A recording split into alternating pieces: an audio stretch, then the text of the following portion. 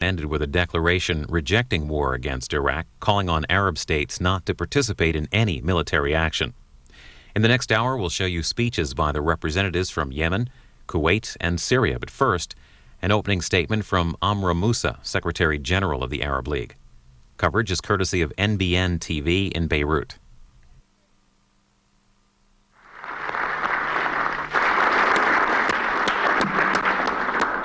شكرا فخامة الرئيس. تفضل الأمين العام.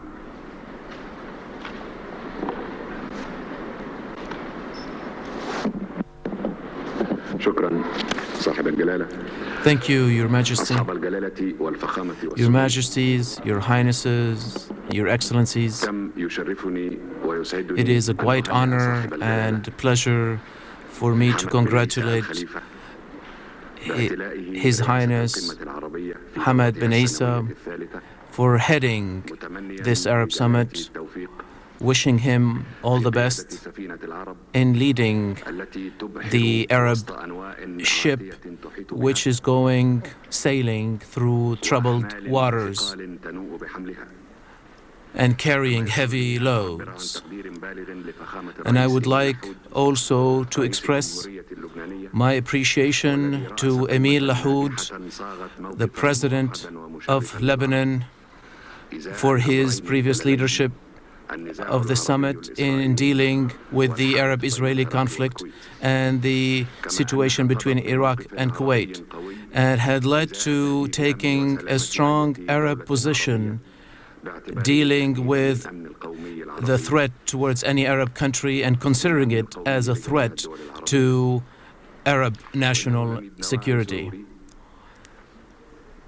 And I am also quite pleased to express my deep thanks to President Hosni Mubarak, the President of Egypt, for his continuous sponsorship of the Arab League and in taking the speedy measures necessary to hold this important summit and to take on the responsibility where it should. Your Highnesses, Your Excellencies, Your Majesties, this summit is taking place at a time when the Arabs, their identity, their religion are being questioned, and there is an attack that they are facing. Some are talking about it, while others are implementing or confirming the plans of those attacks, which have to do with change and development, which is considered a positive and important thing for countries. However, such attacks are being considered as an interference, a negative interference in the internal affairs of our countries for the interests of others. Your Highnesses, Your Excellencies, if what is happening in Iraq is requiring one common position by us as Arabs, to lead us as Arabs, including Iraq, to make sure that security and peace are preserved within international legitimacy. It is important to preserve the sovereignty of territorial integrity of Iraq as well as peace in Iraq. That is important for international legitimacy. However, that is also very important for the Arabs to tackle. We would like to have a political solution to the situation. Given that situation, in our ministerial preparatory meeting, we have prepared resolutions that tackles this crisis and has been presented to Your Excellencies, Your Majesties, and Excellencies to see what the summit can set up together and come up with a dynamic to deal with the situation in an appropriate manner. And a resolution having to do also with the situation between Iraq and Kuwait. As for Palestine, which is an issue of focus to the Arab and Islamic worlds, Palestine is being destroyed by the Israeli aggression, which enjoys immunity from international law and from all responsibilities that could be that should be exercised by the Security Council. There will be no possibility to reach this peace with Israel unless the strategic equilibrium of force would be reestablished in the region. And therefore, it is quite clear that occupation could not come to an end without the resistance. And the resisting occupation is not considered as terrorism. At the same time, we as Arabs are supposed to work to protect civilians in the course of war, those innocent civilians on both sides. However, everyone knows that the problems that civilians face have started because of Israel, who has not respected the Geneva Convention. This is from the start of the conflict, and therefore the responsibility lies squarely on the legal front, squarely on the shoulders of Israel, which is supposed to respect based on international law. And we don't understand why Israel behaves outside of the law and above the law is set by the Security Council of the United Nations. And in past March in Lebanon, there was a resolution adopted and said that if there are any plans having to do with the peace process, let us pursue those. If the suggestions that have been presented are true, to make sure that we are going down the road of peace, not down a road that has no end. And that is why what has President Bush presented regarding the establishment of a Palestinian state in 2005, we find it as a positive measure. However, we have not seen any concrete moves towards that end. And we cannot talk about the roadmap and then do the deal with the issue with Iraq and then tackle the Palestinian issue as had been done in the past. We have learned from the past. We are not going to repeat the same mistake again. We have seen that war in the past and then tried to deal with the situation of Palestine and nothing happened. So we're not going to repeat it again. The report that is presented addresses all these points that I just enumerated to you. The political challenges that we are facing do not only deal with avoiding a war in Iraq or with the Iraq-Kuwait situation or with the Israeli attempts to liquidate the Palestinian cause, but also we should focus on Sudan and preserving the integrity of the territory of Sudan. And what is happening in Sudan is as important as what is happening in Iraq and Palestine. And also we should focus on the situation in Somalia. On the other hand, there are social, cultural, and economic challenges that require Arab cooperation and a unified position in order for the Arab world to enter the world of development and to have all effective forces within our societies to participate, especially our civil societies, in order to work for common Arab goals. Your Highness, Your Highnesses, Your Majesty, Your Excellencies, I am pleased to present to you the report on the conditions of the Arab world for the past year and the resolutions that have been talked about, including the issues of Iraq, the Palestinian issues, the Iraq-Kuwait, Sudan and Somalia.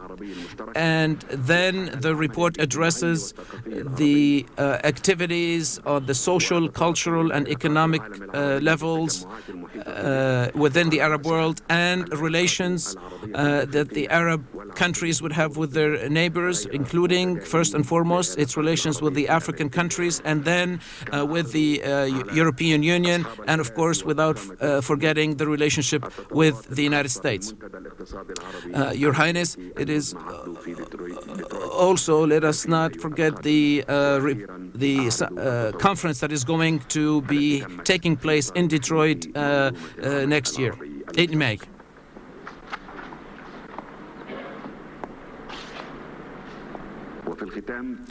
And in conclusion, the conference received two important letters, one from the President of the Russian Federation, and the second letter is an Arab one, presented by Sheikh Zayed bin Sultan from of the United Arab Emirates, and this letter will be distributed to you in the course of this summit. Thank you very much, Your Highness.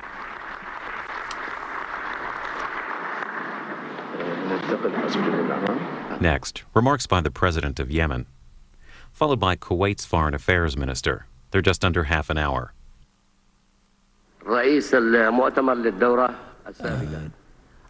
President of the previous summit, I would like first to express my thanks and the thanks of my people to President Emil Lahoud and the people of Lebanon for having hosted the previous summit and to have done it wisely. I would also like to thank very much President Hosni Mubarak and the Egyptian people for these the special facilities arranged to host this extraordinary conference. And I would like to express my admiration for, again, all the preparations made for this summit, which is taking place at a very critical period of time, given the threats and the military massing of forces that have to do with the intervention or interference in the internal domestic affairs of our brother country, Iraq. I would like also to thank Mr. Amr Moussa, the Secretary General of the League, and also the meeting of the ministers who have presented us with this report, which includes a number of resolutions. Of course, we would have hoped for more resolutions, but I would look at this as this is the minimum that we have achieved, which is good.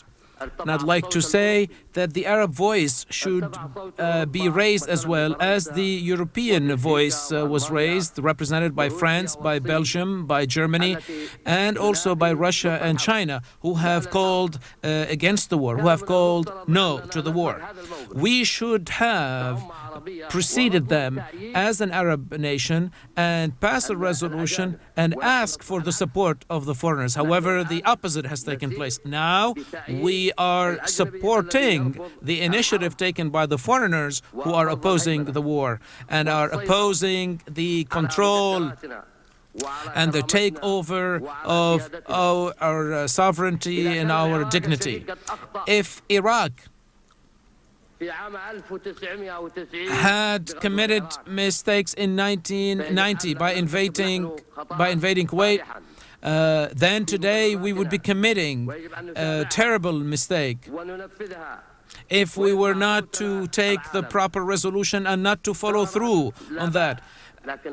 Taking decisions is fine, but making decisions and adopting resolutions will not bring anything more than what has taken place by the non-aligned nations and also what the Islamic Conference in Doha will produce. The question is, will these resolutions we are adopting, will they stop the war? And what will the position of the Arab countries be if that war were to take place? Is this just a way for us to say that, we tried our best and we did our duty, or we supposed here to have individuals who would pursue and follow through the resolutions? Who will do that? Will it be the Secretary General of the League? Will it be the committee that will be constituted as proposed by President Bashar Assad? And what about Iraq? Iraq is represented here today by the deputy of the minister. Anything that we want from Iraq, we can address it right now directly, to the Iraqi representative here. There's no need to go to Iraq.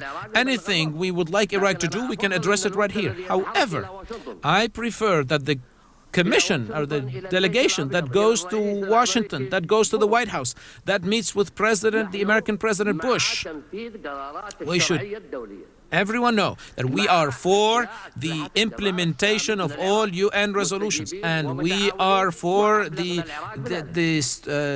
destruction of all weapons of mass destruction in Iraq. Now, Iraq is committed. If there are information that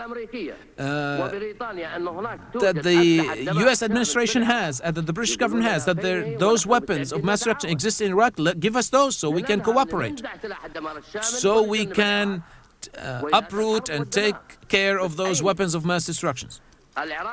But Iraq now has declared that it is destroying its Al-Samud rockets. This is a positive step. Does Iraq represent a threat today to Arab nations and its neighbors? I say no. No, Iraq is no longer a threat.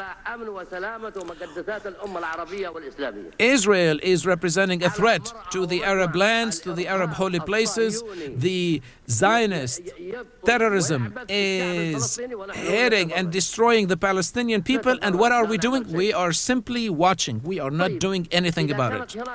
Well, I mean, if we're talking about double standards, why don't we have one standard? The implementation of UN, of international resolutions, talking about all weapons of mass destruction from Iraq. We asked the United Nations also to send inspector teams to the ports and the cities that exist in the countries, that exist in the region, that have those weapons of mass destruction, which represent a threat to the Arab nations. Why shouldn't they be taken out of the Arab nations? Is it because we are weak? Is it because those weapons of mass destruction are going to go to the hands of terrorists? These are excuses, are unacceptable, and are being used in order to attack Iraq and to get rid of the political regime in Iraq. In fact, this is against the Arab order. This operation will start in Iraq and will end in Mauritania. Don't you ever believe that any military attack on this is going to, anyone is going to escape it. No matter how close you are to the White House, nobody will escape the consequences of this American move. We say openly and with complete transparency, behind closed doors as well in the public view, that we are against the war. We are with the international legitimacy. We are against having an Arab country attack another Arab country. We had condemned Iraq when it did that to Kuwait in 1990. So we are asking from our Arab summit to set up a mechanism through which to follow through any decision that is taken. But for us to adopt resolutions and then to shelve it, and then the aggression takes place, and then we meet with the Arab, we meet again as Arab ministers, Arab leaders, and then we just simply condemn what has happened. We are one Arab nation. I do not believe that any one of us is protected from that aggression.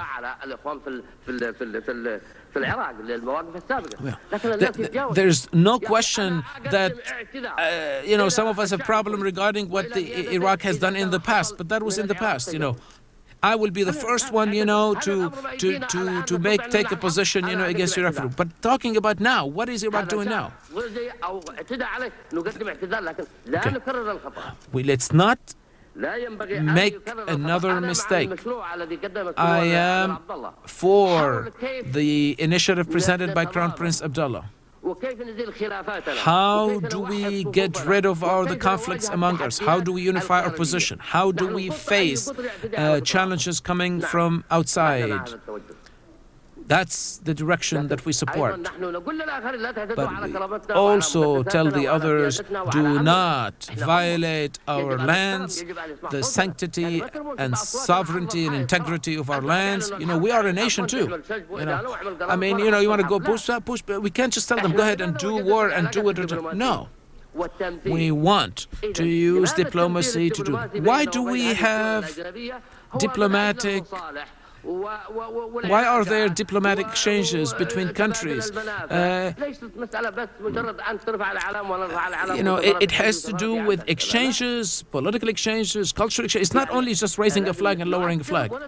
In diplomacy, we should have an impact as well as be impacted upon.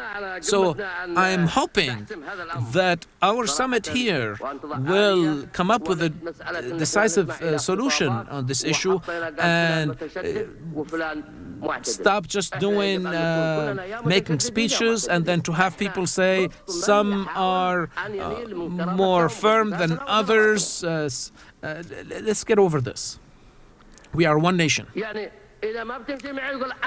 I can't say if you what is this thing? If you don't work with me as the United States, it means you are basically a place where terrorists are hiding. I mean, Israel is the one benefiting from this situation. Now, the world are looking at the massing of troops against Iraq, and at the same time, Israel is destroying the Palestinians, their children, the infrastructure, and then says that the Palestinian Authority is not fulfilling its job, providing security. What can you do that? This is it. They don't have anything anymore. Their buildings, all the infrastructure of the Palestinian Authority has been destroyed. How can you ask me how can you ask then that authority to fulfill these?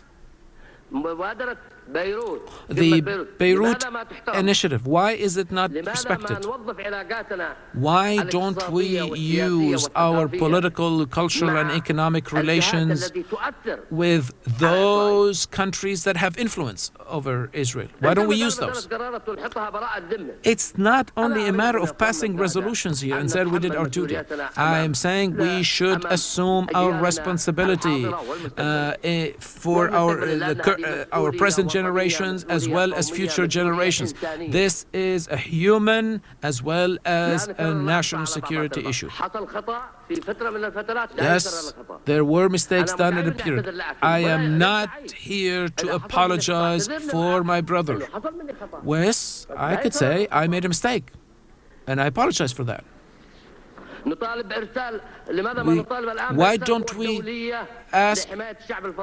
don't we ask for the deployment of international troops to protect the Palestinian people from the acts of terrorism and also to take out the weapons of mass destruction from Israel? Israel represents a threat to us. As President Bashar al-Assad said, if they had the Scud missiles or any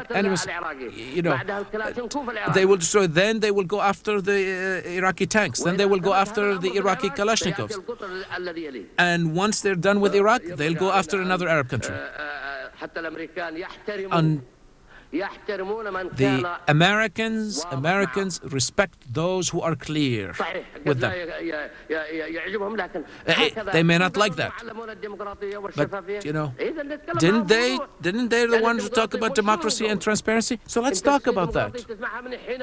Why do you support democracy when you hear from that democracy what you like, and then you attack that democracy and you don't consider democracy when you hear something you don't like from it? I mean, why aren't the international resolutions applied to Sharon the same way they're being applied to in Iraq? Sharon has destroyed everything in Palestine.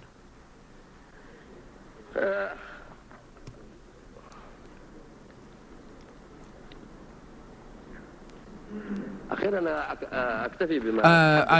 think I will stop at this point, and I thank and I congratulate the head of the summit for leading the ship of this nation, and wish him the best. And we are with you and with every good Arab leader who adopts the right policy to protect the Arab nation,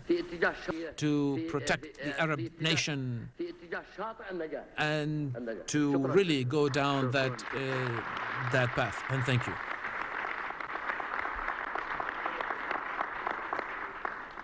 شكرا فخامة الرئيس. الشيخ صباح أعذرنا الله طول عمرك. تفضل.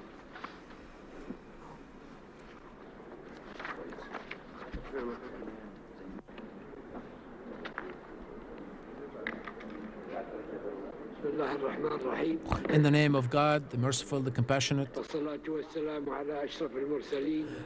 I would like to express my best greetings to His Majesty, as well as to Your Highnesses, Your Excellencies, the Secretary General of the Arab League, ladies and gentlemen. First of all, I would like to congratulate Sheikh Hamad bin Isa Al Khalifa, the King of Bahrain, for presiding over the works of this summit, and to express our admiration for the wisdom and the preparations that he had utilized to help us in this.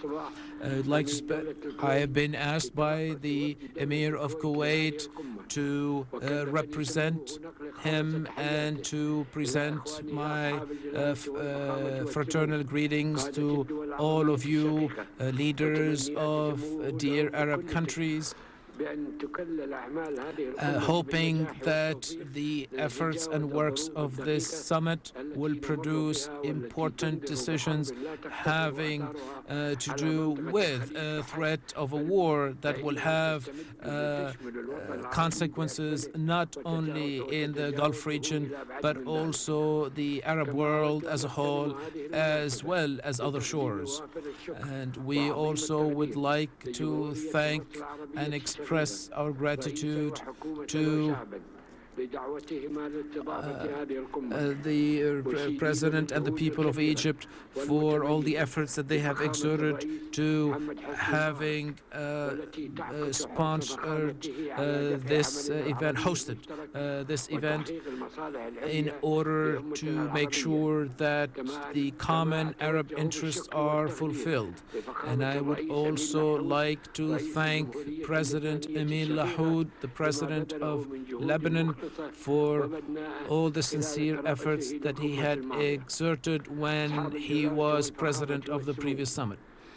Your Majesties, Excellencies, and Highnesses, our meeting is taking place today when the eyes of the children of our nation are looking at this place to see whether we will be able to overcome this difficult situation, and whether the Arab nation will be able to achieve a common vision based on international legitimacy, and whether they'll be able to live in peace and in dignity.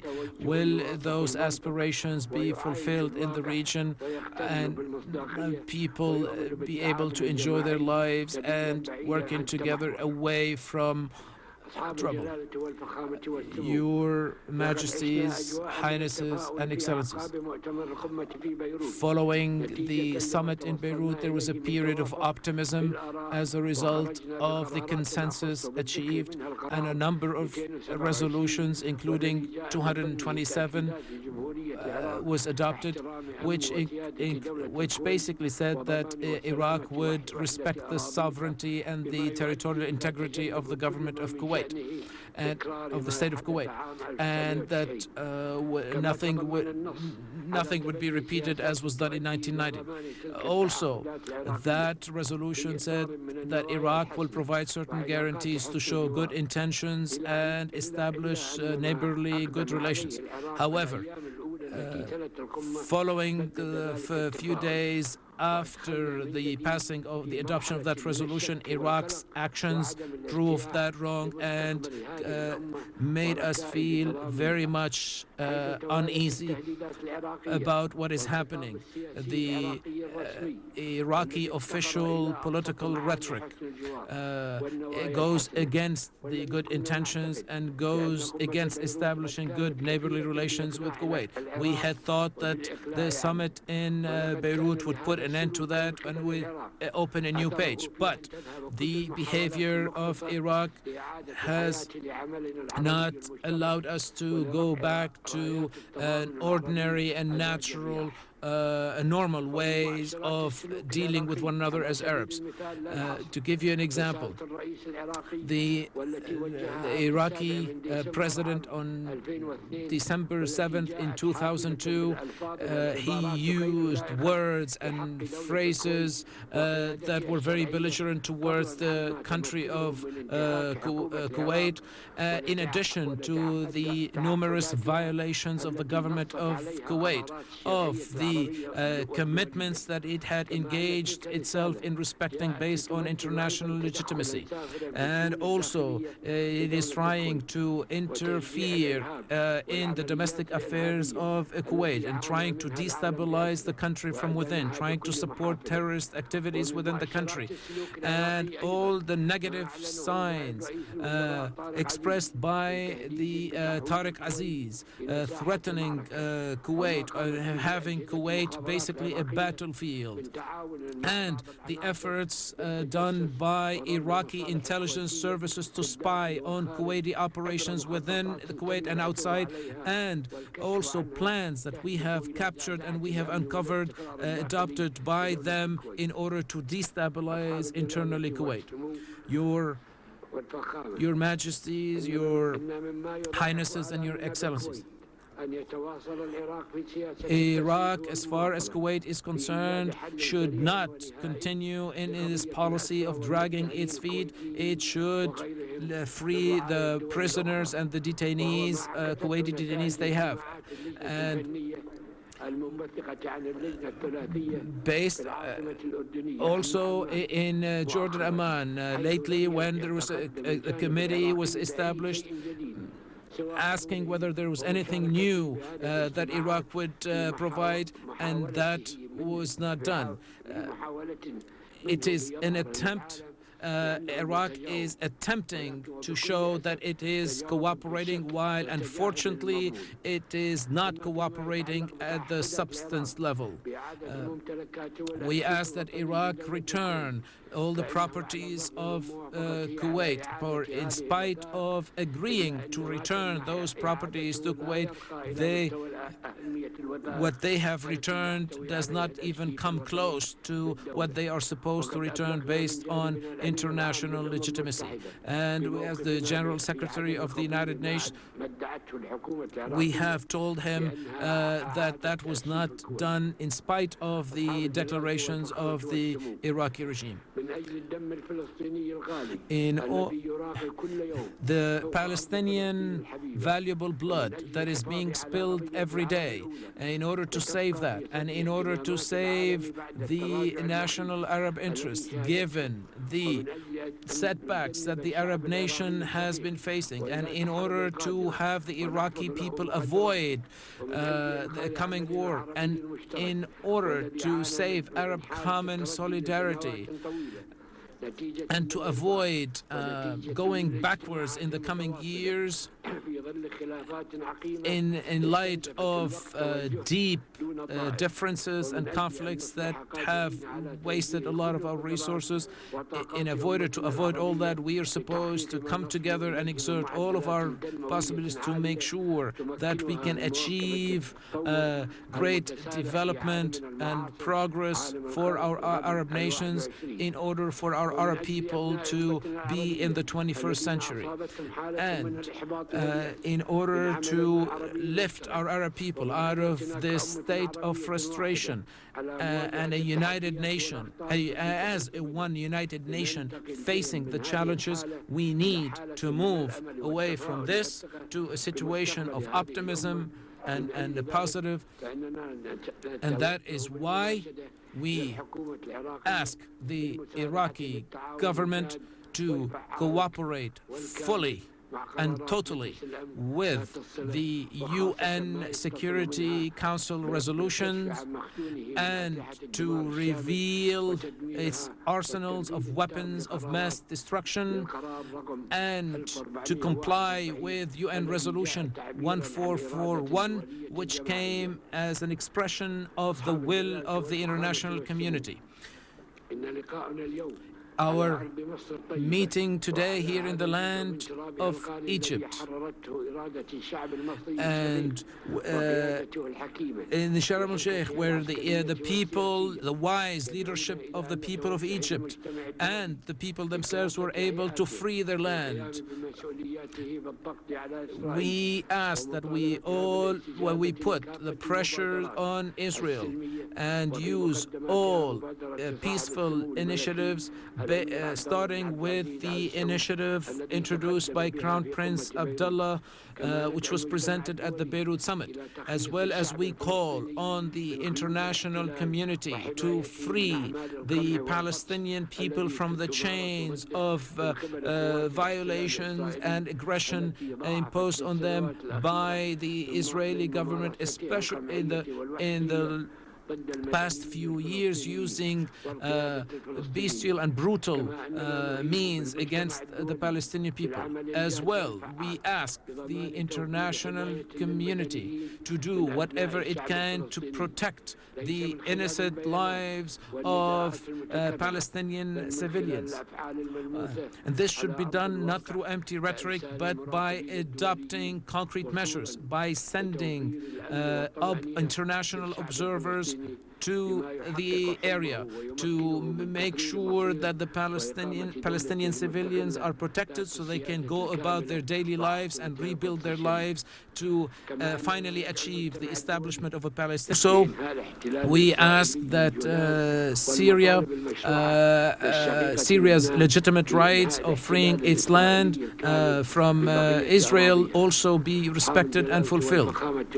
Your Excellencies, your Highnesses, in closing, I pray that God Almighty be with us and guide us in these very difficult times and help us succeed in our work to make sure that the salvation to all of us and to the world is for us as Arabs to take one common stand within the framework of international legitimacy, international law, and the resolutions of the United Nations, and God be with you. The Syrian president also spoke at the summit. His remarks are about 25 minutes. Your Majesty, Hamad bin Isa Al Khalifa, Your Highnesses, Your Majesties, Your Excellencies, and Mr. Secretary General of the Arab League. What I will say today is not a speech, but rather an interjection that will outline a number of ideas, or maybe a speech that does not have an introduction but will move quickly to the heart of the matter. At times, one feels the danger surrounding him, and that danger is quite big. And when one becomes aware of that danger, one may realize that the danger is much greater than what it was. We all today are facing the danger around Iraq, and in my opinion, we are not truly realizing the full depth of that danger. Some may consider that that danger may affect them indirectly. Others may consider that that danger may get close to their borders. And others think that it will stop at their borders, while others may think with some maneuvers may avoid that danger for the long term. In my opinion, everyone is going to be targeted by this threat, maybe not directly and immediately, but maybe over a period of time. There are many things that have happened in the past were threats, like Sykes-Picot, like the Balfour Declaration, the establishment of Israel, and today Iraq. This summit is ordinary by name, while it is really exceptional with its ambition. These are extraordinary, exceptional times that require exceptional leaders that will take exceptional decisions. I think exceptionalism today is to be courageous, is to be objective, and to stay away from personal feelings and hatred, and think about realizing Arab interests rather than the interests of others. And we could not take ordinary decisions given such circumstances. Let's remember August 2nd, 1990. In August of 1990, the Arabs met, facing a very difficult situation. And the situation today may not be quite different. Maybe the situation was clearer back then. But in spite of that, there were courageous decisions made in order to regain the sovereignty of Kuwait. There are some who say, well, it was really the international coalition that accomplished that. That is true. But the role of the Arabs back then was to provide the legitimacy and to provide facilities. Today, if the Arabs were going to do anything regarding Iraq, the United States is not going to allow them to do so. So they're not asking for the legitimacy nor the facilities. There is no separation between what is happening today and what happened back in August of 1990. The plan targeting the Arabs is still ongoing. The only difference between what happened back then and what is happening today was that in 1990, Kuwait was occupied, while today Iraq is not occupying any country and is not threatening any country, whether that is a neighboring country or non-neighboring. And we in Syria are a neighboring country, and we have the right to speak about that, as does everyone else. I personally do not know Saddam Hussein. Haven't talked to him over the phone. Maybe in the past, there has been a very strong conflict for more than a decade between us in Syria and the Iraqis. The reason I'm saying this, so no one would accuse me of being emotional here. I'm going to focus on reason and using the mind. We as individuals, we have the right to agree or disagree with an individual. We may agree or disagree with the politics of a leader. It is irrelevant whether we agree or disagree on that. But we have no right to disagree over Iraq, over whether we love Iraq, or whether Iraq should be hit. If we had that right, why are we talking about the Arab League? Why are we talking about Arab solidarity? Otherwise, those become becomes slogans, empty slogans. And I'm not here talking about what is happening here among us as Arab leaders, where some focus that the problem is on the Iraqi regime. If the issue is that there are individuals within Iraq that are threatening the entity of Iraq and the region, I don't see why now we don't organize a delegation that would go to Iraq and ask those individuals to step down in order to save the country and the region, and that will be registered as a nationalistic step. However, we all know that that is not the real issue. In the beginning, the United States talked about the return of inspectors. And later, it talked about the implementation of UN resolutions and Security Council resolutions. And then it talked about the destruction of weapons of mass destruction.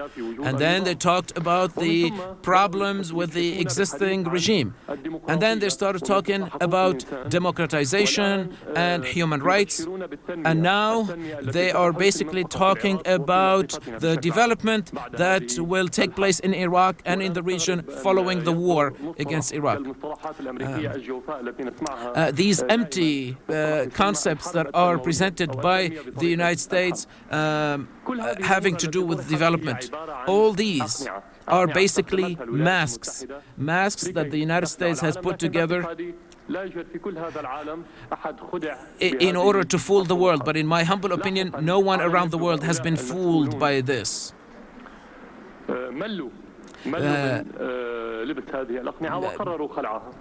People basically are bored of wearing this and these masks and started saying, this is not the issue. The issue really has to do with controlling the region, controlling the world. The issue is oil and controlling the oil as a resource.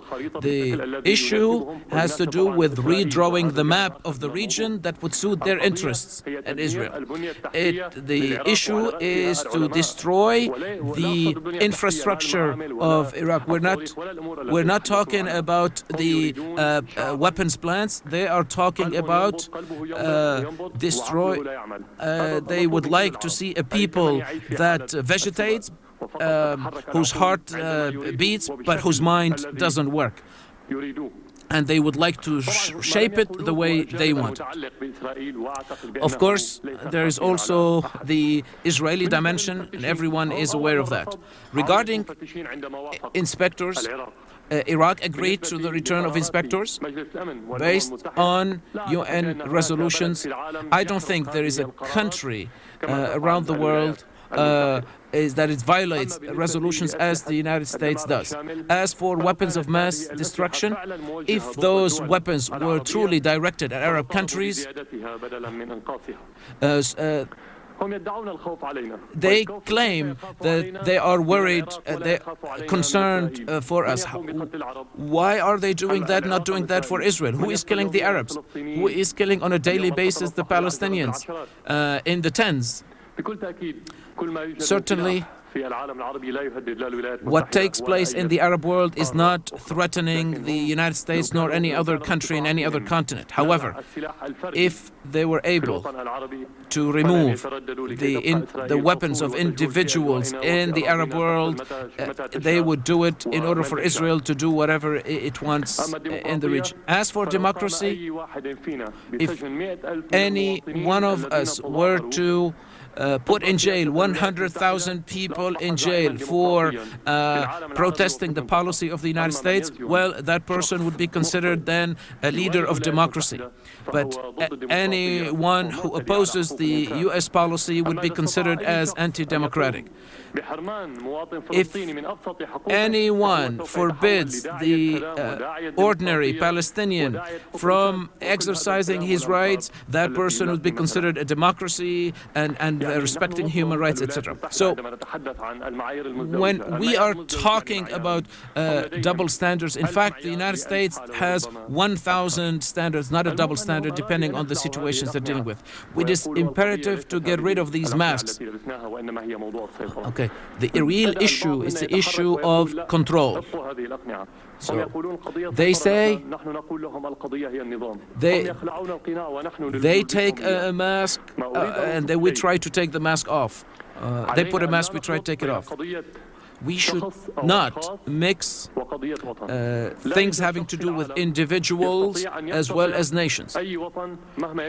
No person can conquer a nation, whoever he is.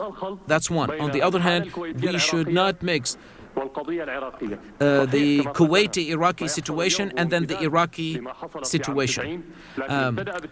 Yes, there is what happened now and it's happening in 1990, but there is a new direction that has been taking place, and this is what led us to what is happening today. Some of our Arab brothers may not agree with this. However, we have to say things as they are without embellishing them. In 1990, the position was against the Iraqi position and not against Iraq. And today, we oppose any plan that has at its aim the destruction of Iraq.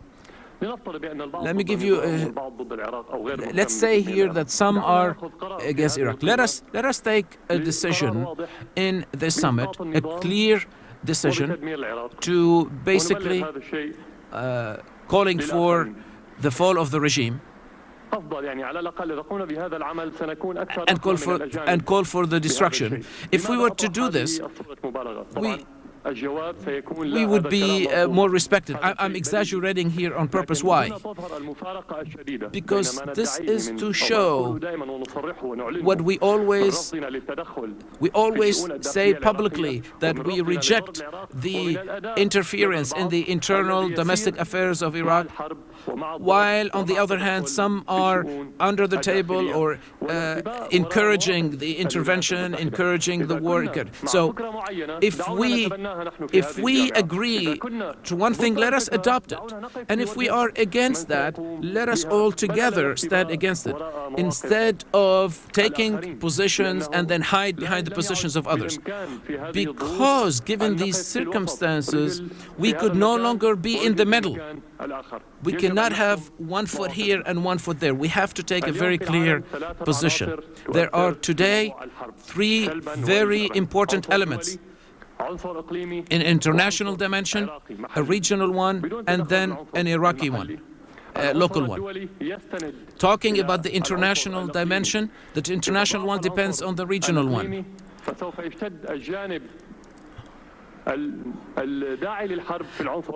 And depending on what takes place at the regional level, the international dimension will either take a stronger position or a weaker position regarding the war. So there is an interrelation here.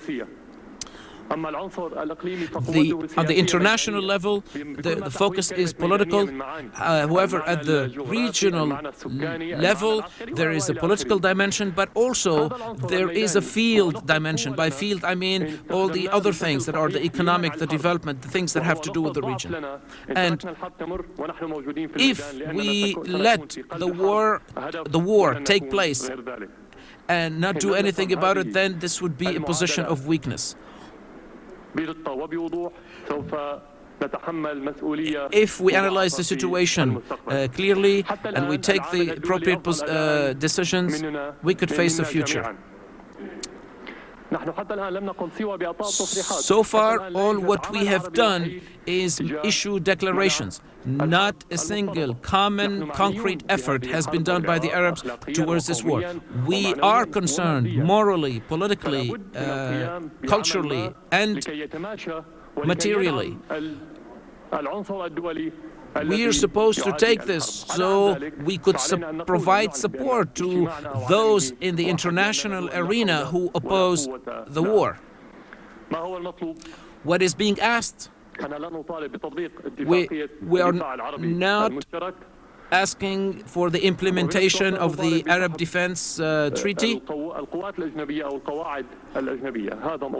and we're not talking about the removal of foreign military bases. These are sovereign issues to be discussed by the individual states. We're not going to talk about this now. Some countries have certain interests, others have fears. But what is important, and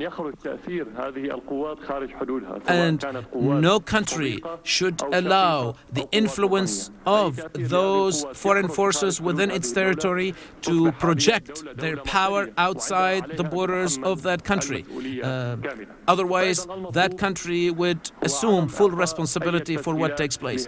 So the question is, what kinds of facilities to be provided for such a war? And this is the article that we should be focusing on in this summit, which will prescribe our role now and in the future. And possibility of others to intervene in our own affairs. We should not have this summit be a summit where we're basically escaping responsibility or we're washing our hands from what takes place. Some officials have told me and told others, unfortunately, that we cannot impose this. When someone says, I cannot, it means that that person cannot make a decision. And if he cannot make a decision, it means he has no sovereignty. So if there is an Arab decision and a one that is non-Arab, where does the solidarity lie? We have good relations here, and we may have good hobbies and deal together, but what is and work together on the sideline. But what is important here, we're talking about a decision that has to do with solidarity, that has to do with unanimous support, consent. Sending a delegation to Iraq as an issue raises a number of questions. Will the delegation go to Iraq only, or will it go to the United States? Because if we did not do that, if the delegation goes only to Iraq and doesn't go to the United States, while the United States is the one pursuing the war effort, we would be sending a message that Iraq is the problem, that the problem lies in Iraq, and it is not the attack against Iraq that is the problem. So what can that delegation ask going to Iraq? Will it ask the cooperation of Iraq with the United Nations? Will that delegation ask the same from Washington? That is, that Washington also cooperates with the United Nations? What is the cooperation we're asking about? We know that the United States keep adding requests, one request after the other, one demand after the other. And when the Arabs started giving concessions and we reached concession 100, we start all over again with one. That is exactly what happened with our Palestinian brothers. They kept providing concessions, and look what they are now, back to square one. So the question that we're asking here is, what is the degree of cooperation that we are asking for? We don't want it to be to no end. What is the extent of cooperation that we are asking Iraq to abide by? Then, as Arab countries, we could organize a group here to discuss all these issues with the Iraqis. So it is very important for us to define the degree of cooperation. Also, we should welcome also the cooperation shown by Iraq. When the United States says that Iraq has not been cooperating, and when inspectors are saying that Iraq has been cooperating or has cooperated, and what they have found, is not really an excuse for war or justification for war. That is very important to me. If there are here details, if there are things that have to be ironed out, we are all Arabs here, brothers among us, so let's work together to iron those out. The last thing regarding the Iraqi question is that the Iraqi situation is inseparable, cannot be separated from the Palestinian issue. Our failure in dealing with the Iraqi situation means our failure in dealing with the Palestinian issue. This war, if it were to take place, is going to cover all the crimes committed by Israel, all the Sharon crimes. I personally believe that every Israeli is a Sharon, and all Israelis are attacking aggressively on a daily basis the Palestinians.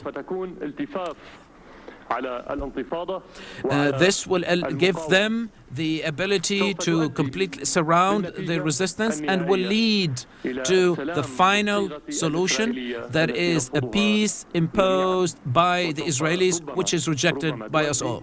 And this could lead to the partition of Iraq. So in order for Israel to gain legitimacy in the region, when Israel will be surrounded by smaller nations, divided, Israel will gain then its legitimacy politically and socially. So when we are talking about the Iraqi situation, let us not forget our brothers in Palestine, and let us not forget the legitimate rights of the peoples in Syria and Lebanon, and all the resolutions passed by the UN Security Council having to do with the Arab rights and the establishment of a Palestinian state whose capital is Jerusalem, and the return of refugees, and to also support the resistance as seen by the resistance themselves.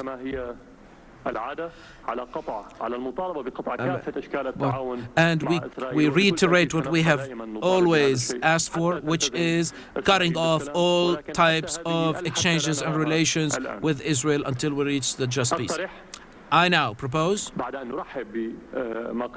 after welcoming what Iraq has extended as cooperation, and of course the continuation of that cooperation, I would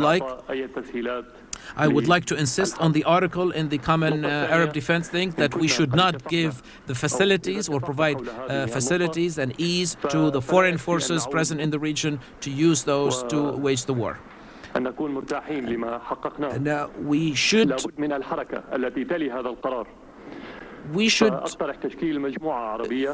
do the following in order to feel at peace here among ourselves, and to organize a committee or a delegation that will meet with the 5 permanent members and other countries. It's like a commission that would do that. And also, and the commission would be composed of the current leadership of this conference, as well as past ones that would include Lebanon and, of course, in Bahrain, and that this group would later go to Iraq to discuss the Iraqi situation with our Iraqi brothers. Of course, that is natural and it's quite normal. I conclude my statement by saying that we face three options. The first, which is the worst one, that we come to an agreement after the war. The second, that we don't come to an agreement, and by then we send a message to those who are calling for war to go ahead and do the war. And the third option, which is a good one, that we agree here to take all possible measures to stop the war.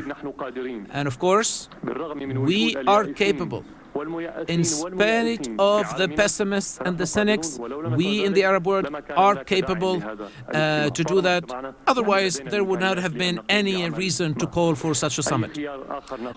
Any other option that we adopt, we will pay the price in the long term, not only in the short term. And future generations would read that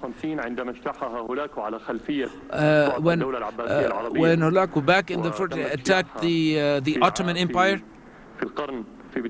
and in the beginning of the 21st century, the Arab nation was also attacked, and the Arabs would not do anything about it. But at this time, it will not be only one Arab country that will be attacked, but the entire Arab world. And I would like now to thank very much His Majesty King Khalifa. Palestinian leader Yasser Arafat submitted a video